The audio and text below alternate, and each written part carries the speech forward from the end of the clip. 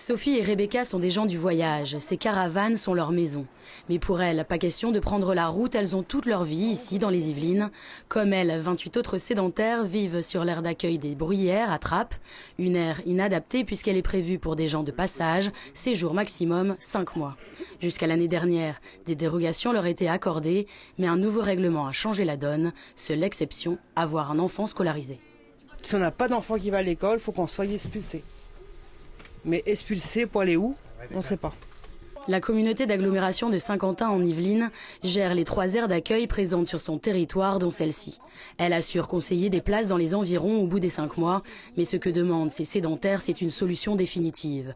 Obtenir une aire familiale, c'est-à-dire une aire sans limite de temps. Donc ça fait 10 ans qu'on fait des démarches pour être reconnu habitant des Yvelines et d'avoir un terrain familial et ils ne veulent pas nous entendre parler. Dans tout le département, il n'y a pratiquement rien qui est prévu pour eux. Il y a une sorte de terrain familial qui a été institué à Plaisir. Il y en a un qui s'assimile à un terrain familial au Clé-sous-Bois, mais c'est tout. Ailleurs, rien n'a été prévu de cet ordre. Donc nous militons justement pour que ça soit prévu dans le cadre de programmes d'habitat. La Casquille reconnaît le problème mais renvoie la balle aux autres villes du département. On est quand même dans une situation globale au niveau du département de défaut de capacité d'accueil.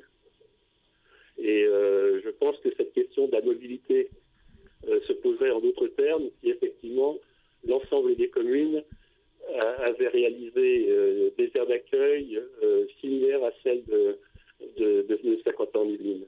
Vide juridique pour les gens du voyage sédentaire ou manque de volonté politique, il semble que Sophie et les autres résidents doivent encore attendre pour être reconnus comme de vrais trappistes.